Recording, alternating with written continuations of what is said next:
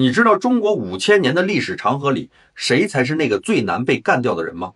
绝不是扫灭六国的秦始皇，他死后3年大秦就崩了，也不是多疑了一辈子的枭雄曹操，更不是死后被抄家的张居正。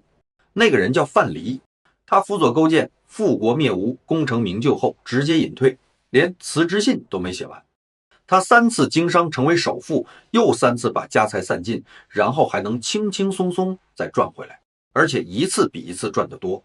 最可怕的是，他在那个平均寿命极短的年代活到了88岁，儿孙满堂，寿终正寝。你要知道，在中国这片土地上，功高震主是死罪，富可敌国是死罪，名满天下更是死罪。范蠡一个人把3样全占了，却能平安落地，太湖边送行的人站满了渡口。他是怎么做到的？学者钻研他的治国策，商人学他的经商道，却很少有人发现晚年的范蠡在太湖边留给儿子的几百字残卷，才是真正的活命密码。那是他用一生咽下的委屈，躲过的杀机熬成的4味药。这4味药不治病，只治命。第一味药是那个口字，祸从口出。人这辈子最招灾的从来不是刀枪，而是这张嘴。刀砍人见血，嘴杀人却不见血。范蠡讲过晋国大夫晋质的故事，质战功赫赫，在酒宴上立功谢恩，却顺嘴提了一句往事。他以为自己是在陈述事实，却一句话贬低了先皇，影射了现任君王，还把满朝文武衬托成了废物。3年后，他被灭了族。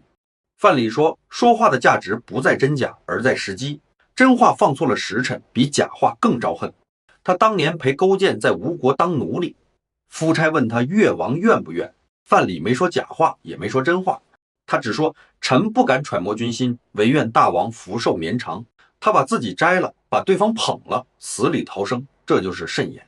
开口前问自己，这话非说不可吗？这话现在说合适吗？这话由我来说妥当吗？3问之后，10句话里有6句可以吞回去，咽下去的时候苦，吞下去之后喉头是甜的。第2味药是那个贪字儿，人一生的福气是有定数的。你以为盆越大装的越多，却没想过盆壁薄1寸，盆底就漏1分。范蠡的外号叫陶朱公，陶这个字就是烧制瓦器，器皿太大会裂，裂了就是归途。他讲过临淄马贩子田田的故事，田田荣不得任何一匹马离开马厩，从1000匹养到8000匹，结果一场大瘟疫，马全死了，他也病倒了。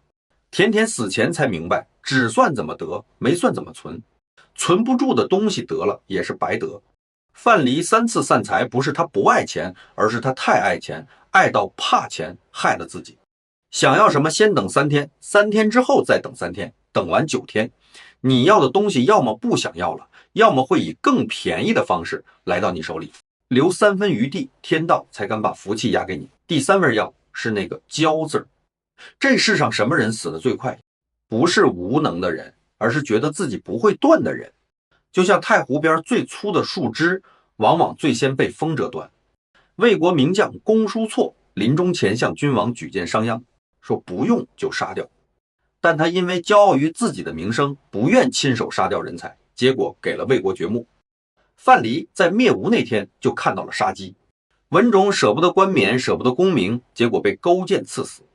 范蠡说，功劳不是护身符，而是催命符。你觉得功劳大很安全，其实君王觉得你的名字太重，重到拿不起放不下，就只能摔碎。真正的强者从不需要证明自己，春风越暖，倒春寒就越狠，山顶风大，高处人孤，把自己放低1寸，命就硬1分。第4味药是那个直字，人这辈子其实只做一件事儿，就是给自己解套。小时候解不开题是无知，年轻时追不到人是不甘，中年放不下输赢是面子，所有的套都是自己绑的。范蠡讲过卞和献玉的故事，卞和为了证明那块石头是玉，被砍掉了2只脚，他哭的不是脚，而是为了证明自己没错，这2个字搭上了一辈子。范蠡救不了在死牢里的2儿子，因为大儿子执着于省钱，大儿子以为那是精明，却不知道那笔钱不是钱，而是命。这世上最毒的执念，不是舍不得过去，而是舍不得那个万一。当你痛苦时，先算算值不值，不值得就转身，别为了已经付出的继续压上还没失去的，承认错不可耻，为了面子死撑才可耻。2500年过去了，太湖水涨了又落，当年的君王权臣早成了黄土，但范蠡这4味药还在口，贪交直，这是4道门。